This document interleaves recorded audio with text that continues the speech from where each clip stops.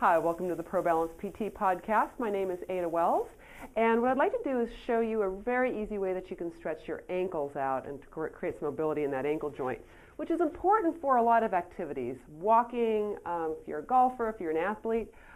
Really, if you don't have good mobility in the ankles, that oftentimes has ramifications for increasing instability both at the forefoot and at the knee. So people that have that tendency towards pronation or that rolling into the foot usually have stiff ankles, and oftentimes people that have issues at the knees have stiffness in the ankles, and so because of that they end up having to compensate, which can sometimes create an alignment issue and creating extra forces in the knee, which we don't want.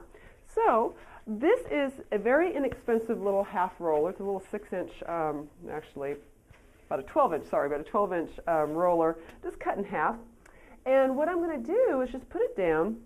I have my shoes on here so that it's a little bit more comfortable for my foot, and I'm just going to start with one foot at a time. So I'm going to place one foot on here.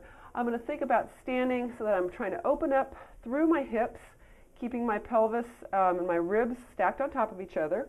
And then all I'm going to do is just take a little step forward just to get that stretch. Now, if this is too excessive of a stretch, you might find that you're right back here and this is about as much as you can take.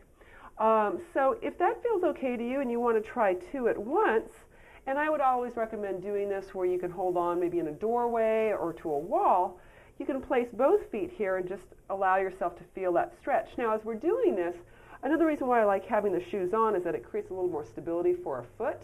If your foot collapses down, then you're going to miss out on some of the stretch. So I want you to have that sense of your heels, or sorry, your arches are lifting up through the center of your body. And as we're doing this, we can go ahead and actually even come up to a little bit of position where you're on your toes, and then allow yourself to drop back into that stretch. And we can just sort of move in and out.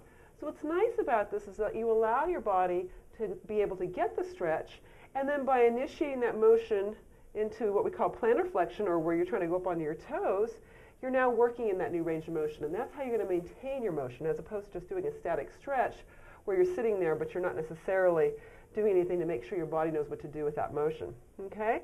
So we can do that with 2 feet where you're doing the up and down. If you want to make it a little more challenging, you can actually do this with a single foot. And this is a great alternative to strengthening the calves. Say, for example, you're having pain at the great toe. Maybe you've got some bunions and it's a little bit difficult for you to be able to put pressure in the foot, and so it makes it tough to be able to do just a regular heel raise. This makes a nice alternative to be able to strengthen the calf muscle, which is going to be very important for, once again, lots of activities, but especially running, walking, and just having all around good balance. Okay, so that's a very easy little couple of set of exercises using this little half roller. So until next time, we'll see you here at ProBalance.